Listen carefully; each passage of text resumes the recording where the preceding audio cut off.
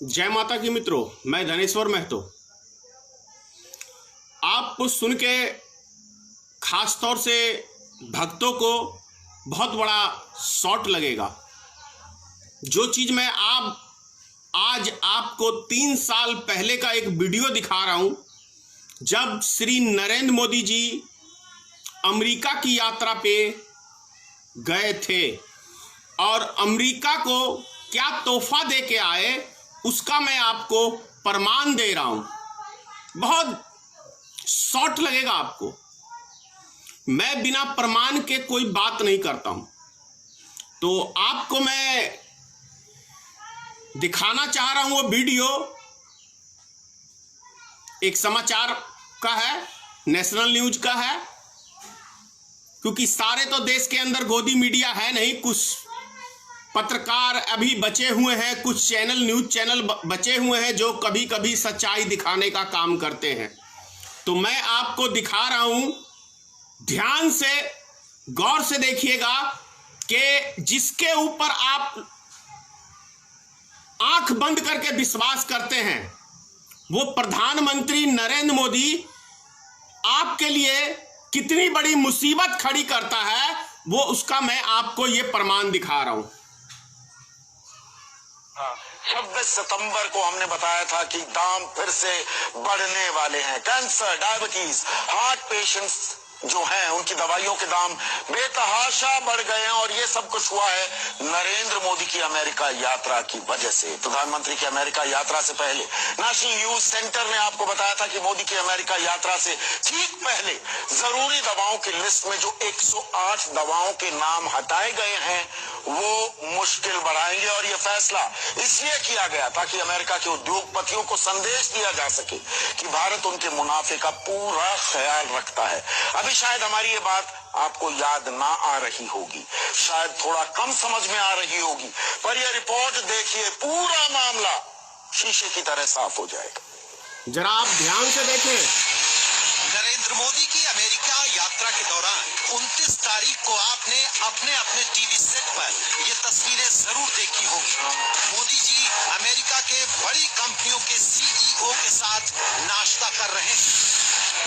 आपने देखा होगा टीवी चैनलों के जाने माने पत्रकार और एंकर चिल्ला कर आपको ये बता रहे थे कि प्रधानमंत्री मोदी से मिलने के लिए जानी मानी कंपनियों के सीईओ भागे भागे आए।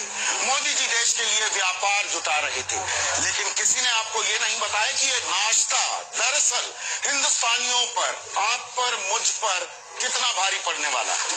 नरेंद्र मोदी के साथ नाश्ते की टेबल में बैठे इन बड़े सीईओ में से 3 की तारीफ हम आपको बताते हैं। केनेथ सी फ्रेजर, अमेरिका की दवा कंपनी मर्क एंड कंपनी के मुख्य कार्यकारी अधिकारी। John C Staley, chairman Hospira pharmaceuticals and medical device. David W MacLennan, president Cargill food health and pharmaceuticals company. आप कहेंगे अरे भाई कौन सा गुनाह हो गया, देश के प्रधानमंत्री मोदी देश के लिए दिन रात एक कर रहे हैं और आपको चैन नहीं। अब थोड़ा धीरज रखिए और इस नाश्ते की टेबल पर जो सीईओज बैठे हैं, उनकी कंपनियां कौन सी दवाई बनाती हैं, उस पर गौर कीजिए। और गौर कीजिए इस बात पर कि यात्रा से पहले इन दवाइयों के दाम क्या थे और यात्रा के बाद अब दाम क्या हो गए हैं। लेकिन उससे पहले इसी खबर का एक और पहलू देखिए। अगर हम कैंसर की बात करें, ब्लड प्रेशर की बात करें, कोलेस्ट्रॉल की बात करें, डायबिटीज, टीबी, इन सब का इलाज करने वाली जो दवाइयां हैं। 26 सितंबर की रात को हमने आपको नेशनल न्यूज सेंटर में खबर दिखाई थी कि दवाई के दाम तय करने वाली संस्था राष्ट्रीय औषधि मूल्य निर्धारण प्राधिकरण NPPA ने 108 दवाइयों को आवश्यक दवाइयों की सूची से निकाल दिया है। नतीजा, बेहद घातक बीमारियों की बेहद जरूरी दवाइयां महंगी हो जाएंगी। इन जरूरी दवाइयों के दाम अब सरकार तय नहीं करेगी, बल्कि दवा कंपनी अपनी मर्जी और मुनाफे के आधार पर तय करने लगी। अब इस असर को समझने के लिए देखिए ये ग्राफिक्स। कैंसर की दवा गैफ्टिनेट, जो पहले 5,900 की थी, अब 11,500 की हो गई है। कैंसर की ही दवा ग्रेविक पहले 8,500 की थी, वो अब 1,08,000 रुपए की हो गई। इसी तरह ब्लड प्रेशर की दवाई कार्टिक 5 mg पहले 192 रुपए की थी, अब 128 रुपए की हो गई है। प्रेविक्स पहले 147 की थी, अब 1615 रुपए की हो गई है। एंटीबायोटिक मॉक्सिसिन 400 पहले 250 की थी, अब 399 रुपए की हो गई है। टेरिबिट 200 पहले 34 रुपए की थी, अब 173 रुपए की हो गई है। कोलेस्ट्रॉल के इलाज में इस्तेमाल होने वाली दवाई एस्ट्रोबॉस पहले 62 रुपए की थी, अब 97 रुपए की हो गई है। अब आपको समझाते हैं कि मोदी की अमेरिका यात्रा से पहले और यात्रा के बाद दवाइयों की कीमत में अंतर और दवा कंपनियों के सीईओ के साथ उनके नाश्ते का रिश्ता क्या है। केनेथ सी फ्रेजर की मर्क एंड कंपनी कैंसर की दवाई बनाती है और ये भारत में आर्बिट्रक्स नाम से कैंसर की दवाई बेचती है। जॉन सी स्टेले की company Hospira pharmaceuticals and medical device Bharat की कंपनी कैडिला हेल्थ केयर के साथ मिलकर काम करती है। ये कंपनी भी कैंसर की दवाई साइटोटॉक्सिक बनाती है। David W MacLennan president Cargill food health and pharmaceuticals company, इनकी कंपनी कीटनाशक जेनेटिकली मॉडिफाइड बीजों की दुनिया में सबसे आगे है, जिसे लेकर पिछली सरकार में काफी विवाद रहा है। अब तस्वीर साफ हो गई होगी कि नाश्ते की टेबल पर मोदी जी ने दवा की कंपनियों को क्या संदेश दिया और भारत में निवेश के लिए उचित माहौल की क्या तस्वीर दिखाई होगी। ये भी बात आपको समझ में आ गई होगी कि प्रिय मित्रों, जो तस्वीर मैं जो बातें कहता हूं कि श्री नरेंद्र मोदी जी दरअसल विदेशी एजेंट हैं, इसमें कहीं कोई संदेह की बात नहीं है। आपको याद होगा कि जब नरेंद्र मोदी ने नोटबंदी किया था तो मेक इन इंडिया का नाम दिया था, डिजिटल इंडिया का नाम दिया था, और डिजिटल करने के लिए एक तरफ तो देश की जनता को यह बताने में लगे हुए थे नरेंद्र मोदी जी कि चाइनीज सामान का विरोध करो, और जो कि आज भी ऐसा हो रहा है। दूसरी तरफ पेटीएम बैंकिंग सिस्टम, चाइना की कंपनी है पेटीएम, लॉन्च किया पेटीएम को, चाइना की कंपनी को। क्यों? क्या भारत में कंपनियां कम थी या भारत में उस लायक आदमी नहीं है? यह प्रश्न है। अब थोड़ी सी बात आप समझ लीजिए।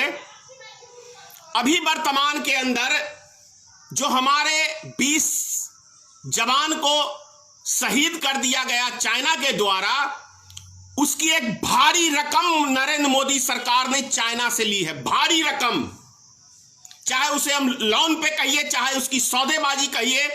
इसीलिए कल मन की बात में एक भी शब्द चाइना का मुख से नरेंद्र मोदी के नहीं निकला कि हम चाइना को मुंह तोड़ जवाब देंगे, क्योंकि नरेंद्र मोदी भले ही कहे कि मैं बाल ब्रह्मचारी हूं, सन्यासी हूं, लेकिन भैया बाल ब्रह्मचारी तो रामदेव बाबा भी अपने आप को ढोल पीटते हैं, लेकिन कितनी दौलत के मालिक बन गए ये आपने देखा। कुछ ही सालों में हिंदुस्तान के गिने चुने उद्योगपतियों में है रामदेव बाबा का नाम।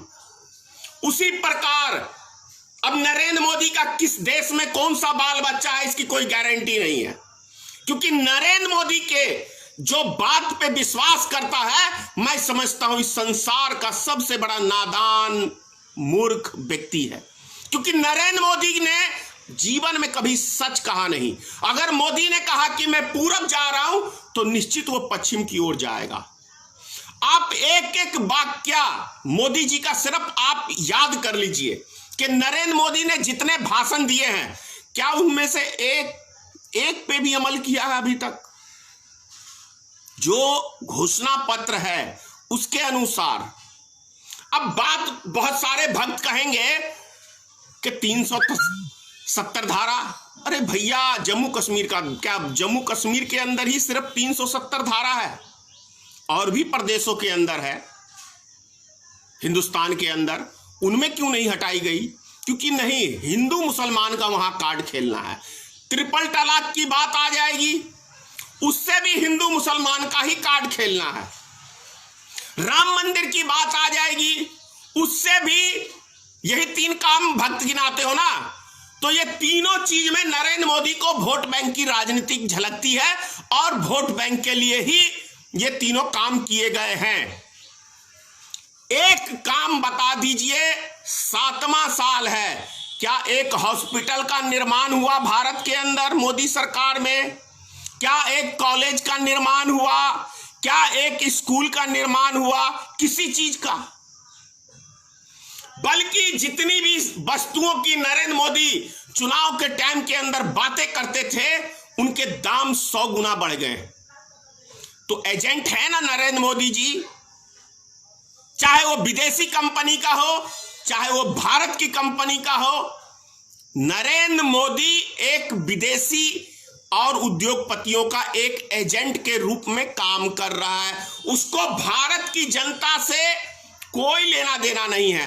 अब थोड़ी सी बहुत आसान सी बात आप समझिए कि एक डीजल ऐसा वस्तु है कि यदि डीजल का दाम बढ़ता है तो ऑटोमेटिक हर चीज का दाम बढ़ जाएगा, क्योंकि बसें उससे चलती हैं, 4 चक्का वाहन चलता है, किसान जो खेती करता है उसमें क्या कहते हैं, ट्रैक्टर के अंदर डीजल की आवश्यकता होती है। और जब डीजल महंगा होगा और किसान की खेती महंगी होगी तो किसान मरेगा या जिएगा, इसका फैसला आप स्वयं करें। अगर बस में किराया महंगा होगा तो किसकी जेब पे असर पड़ेगा? आम जनता की। यानी कि मिला जुला के कहें तो मोदी सरकार एक उद्योगपतियों का एजेंट के रूप में भारत का कम और विदेशों का ज्यादा, जैसा कि अभी आपने न्यूज 24 समाचार के माध्यम मैंने दिखाया, 3 साल पुराना वीडियो है। उस टाइम में भी मैंने इस वीडियो को शेयर किया था, लेकिन उस टाइम में यह वीडियो उतना वायरल नहीं हुआ था, क्योंकि अंधभक्ति का जो चश्मा ओढ़े हुए हैं उनको यह चीज नजर नहीं आएगा। थोड़ी सी अंधभक्ति का चश्मा उतार के थोड़ा अपने समाज के लिए, थोड़ा अपने देश के लिए सोच के देखिए, तो आपके दिल में जो जगह मोदी की बनी हुई है ना, मैं कह रहा हूं जूता उतारेंगे और ऐसे व्यक्तियों को ढूंढेंगे आप, क्योंकि ये देश के लिए बहुत बड़ा दीमक है। दीमक धीरे धीरे देश की जनता को दीमक की तरह चाट गया, देश को खोखला कर दिया। आप समझिए, ये राहु केतु भारतीय समाज के अंदर राहु केतु का एक बहुत बड़ा तिग्रमबाजी में योगदान है। इसीलिए नरेंद्र मोदी और अमित शाह को मैं राहु केतु कहता हूं। ये ग्रहण है, ग्रहण इस देश के लिए, ये देश के विकास के लिए, भारत के विनाश के लिए ये 2 व्यक्ति आए हैं, विनाश के लिए। इनसे भारत का कभी भला होने वाला नहीं है, चाहे ये जितने डींगे हाँक ले। कल मैं शाहनवाज हुसैन साहब को सुन रहा था डिबेट के ऊपर, वो कहते हैं कि क्या आपको अपने देश के प्रधानमंत्री पे, जुबान पे विश्वास नहीं है? क्या आपको गृह मंत्री के ऊपर विश्वास नहीं है? कैसे विश्वास हो जाएगा? राजनाथ सिंह ने तो कहा कि जमीन हमारी कब्जा हुई है, मोदी जी कह रहे हैं नहीं हुई है, कैसे विश्वास हो जाएगा? आप एनआरसी के मुद्दे पे ही रख लीजिए ना, पार्लियामेंट के अंदर गृह मंत्री कहते हैं कि पूरे देश में एनआरसी लागू होगा, और नरेंद्र मोदी कहते हैं दिल्ली के रामलीला मैदान के अंदर अपने भाषण में कि एनआरसी शब्द का कहीं कोई प्रयोग ही नहीं हुआ है। जो चीज आप समझ लीजिए, सोशल मीडिया का युग है, कोई बातें निकलती हैं तो हवा की तरह वो पूरे देश में फैल जाती हैं, और जब एक एक व्यक्ति इन दोनों व्यक्तियों का बयान सुनता है, उसके बाद नरेंद्र मोदी कहते हैं कि नहीं, इसकी कोई चर्चा ही नहीं हुई है। तो इससे बड़ा फ्रॉड प्रधानमंत्री क्या कभी दुनिया में देखा होगा?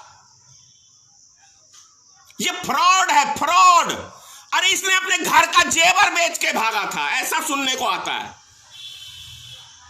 जो अपनी पत्नी को इंसाफ नहीं दे सका, अपनी पत्नी को संग नहीं रख सका, वो देश की जनता को रख सकता है? जिस स्त्री से शादी करके 7 फेरे लिए, 7 जन्म के कसमें खाए, उस व्यक्ति को छोड़ के भाग गया, वो व्यक्ति क्या आपको लगता है किसी को इंसाफ देगा? देश के लिए कभी किसी शास्त्रों में नहीं लिखा हुआ है कि आप घर परिवार छोड़ दो। रामचंद्र जी भी छोड़े थे घर बार, लेकिन उसके अंदर कुछ शर्तें थी, तब छोड़ा था। उन्होंने अपने माँ बाप का आज्ञा का पालन किया था।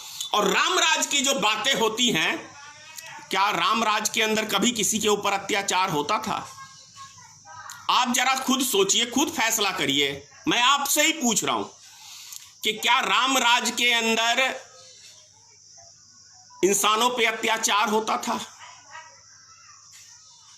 रामराज का मतलब है एक एक व्यक्ति, जनता सुखी, सभी वर्ग के लोग खुशहाल से रहे, शांति से रहे, वो हुआ रामराज। और जिस व्यक्ति की, जिस राज्य के अंदर सुख शांति ना हो, अशांति सी फैली हो, वो रामराज कैसे हो सकता है? वो तो रावण राज हो सकता है। लेकिन रावण राज में भी जनता को कष्ट नहीं हुआ था, कष्ट कंस राज में हुआ था, दुर्योधन राज में हुआ था। तो एक कंस है और दूसरा दुर्योधन है। दोनों इस देश के लिए बहुत बड़े घातक व्यक्ति हैं। ज्यादा क्या कहूं प्रिय मित्रों। हां, आज मैं एक चीज और कहूंगा। आत्मनिर्भर की भारत की बात करते हैं ना, आत्मनिर्भर, जो आप सबको याद होगा अमित शाह से आत्मन भारत बोला गया। आत्मन भारत, आत्मनिर्भर नहीं, एक ये भी लफ्ज नहीं बोला पार लगता है। ये व्यक्ति हमारे देश के गृह मंत्री हैं। अब बात करते हैं थोड़ी सी चाइनीज सामान के ऊपर ही। मैं आपको बताऊं, 82-83 के अंदर मैं दिल्ली में नौकरी करता था और उस जमाने के अंदर टीवी बहुत कम मात्रा में थी और रेडियो का युग था। तो मैं रेडियो की कंपनी में काम करता था। जो स्टेशन पकड़ता है, जिससे घुमा के हम स्टेशन पकड़ाते हैं, उसको गैंग कहते हैं। तो गैंग की फैक्ट्री में मैं काम करता था। उस जमाने के अंदर चाइना से पहली बार गैंग आया। आपको बताएं, लाजपत मार्केट दिल्ली का जो है सबसे बड़ा एशिया की मंडी है। 3 रुपए 20 पैसे में गैंग बिकता था भारत का, लेकिन चाइना ने 1 रुपए 90 पैसे में बहुत फिनिशिंगदार क्वालिटी, मतलब बहुत ही उम्दा क्वालिटी का उसने निकाल दिया। चाइना का गैंग भारत में, दिल्ली के अंदर, सिर्फ दिल्ली में 110 कंपनियां थी छोटी बड़ी उस टाइम के अंदर। वो 110 कंपनियां 1 साल के अंदर में ताला लग गया उनका। सब चाइनीज गैंग बनाने लगे, मतलब यूज करने लग गए रेडियो वाले, क्योंकि सस्ता पड़ रहा था। 1 रुपए 30 पैसे का अंतर था। तो भारत के अंदर जब तक हमारी राजनीतिक भ्रष्टाचार के लिप्त रहेगी, और जैसा कि अभी मोदी जी ने कहा, आत्मनिर्भर भारत कैसे बन जाएगा भाई? आप तो विदेश के एजेंट हो, विदेशी कंपनियों के। तो यहां के जो छोटे उद्योग हैं वो तो कभी फल फूल सकते ही नहीं है। हाँ, भाषण में आपकी बातें बहुत अच्छी हो सकती हैं, लेकिन जमीन पे इन बातों का कोई अर्थ नहीं होता है। क्योंकि जब विदेश का सामान भारत के अंदर 5 रुपए का आएगा और वही सामान यदि हम भारत में बनाएंगे, उसकी लागत 10 रुपए लगेगी, तो विदेश का ही सामान लोग खरीदेंगे। चलिए बात कर लेते हैं, ऐसा क्या चीज भारत में बनता है। इलेक्ट्रॉनिक्स लाइन के अंदर की बात कर लेता हूं, क्योंकि मैं इलेक्ट्रॉनिक्स से ही जुड़ा हुआ व्यक्ति हूं। मैंने 25 से लेकर 28 साल लगभग नौकरी किया है। तो मैं आपको बता दूं, ट्रांजिस्टर जानते हैं, ये इलेक्ट्रॉनिक्स वाले व्यक्ति जानेंगे। आईसी हर सेट के अंदर लगता है, टीवी हो, मोबाइल हो, रजिस्टर, ये सब चीजें भारत में नहीं बनती है। ये सब चीजें पहले ताइवान में बनता था, कोरिया में बनता था। जब से चाइनीज सामान आया तो कोरिया वाले की भी ऐसी तैसी कर दी इसने, क्योंकि ये इतना सस्ता सामान बना के बेचते हैं। भले सामान में जान हो ना हो, क्योंकि सस्ता की बीमारी है सबको। आज भारत सरकार यदि भारत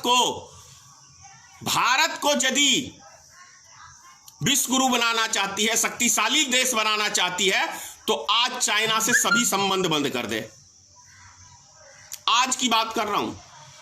देखो चाइना की क्या हालत हो जाएगी, टट्टी पेशाब सब बंद हो जाएगा चाइना का, क्योंकि पूरी दुनिया में जितना चाइना व्यापार करता होगा, मैं समझता हूं 50% व्यापार का मार्केट भारत है चाइना का। भारत करने की हिम्मत है मोदी सरकार में, हम लोग सब साथ हैं मोदी सरकार के। बोलिए। या बॉर्डर की बात करते, बहुत सारे व्यक्ति कमेंट्स करते हैं कि बॉर्डर पे जाके देखो। भैया मेरा नाम धनेश्वर महतो है, सम्राट अशोक का वंशज हूं। खून में पानी नहीं है, आग है। इस उम्र में भी बॉर्डर पे अपनी देश की रक्षा करने के लिए कहीं भी जा सकता हूं। क्या दम है तुम में? आज मेरे जितने भारतीय मित्र पार्टी के कार्यकर्ता हैं, सारे बॉर्डर पे पहुंचने के लिए तैयार हैं। बोलो आरएसएस वाले, क्या तैयार हो तुम? मेरी भारतीय मित्र पार्टी की एक एक वर्कर बॉर्डर पे जाने के लिए तैयार है। बोलो आरएसएस वाले, भगवाधारी, डुप्लीकेट हो, सनातन धर्म को बदनाम करने वाले आरएसएस। तुम सनातनी नहीं हो, तुम डुप्लीकेट हो, सनातन धर्म को बदनाम करने वाले व्यक्ति हो। जब जरूरी पड़ेगी इस देश के लिए शरीर का एक एक खून का कतरा देगा ये धनेश्वर महतो। जय हिंद, जय भारतीय मित्र पार्टी, जय माता की, सीताराम, जय हिंद।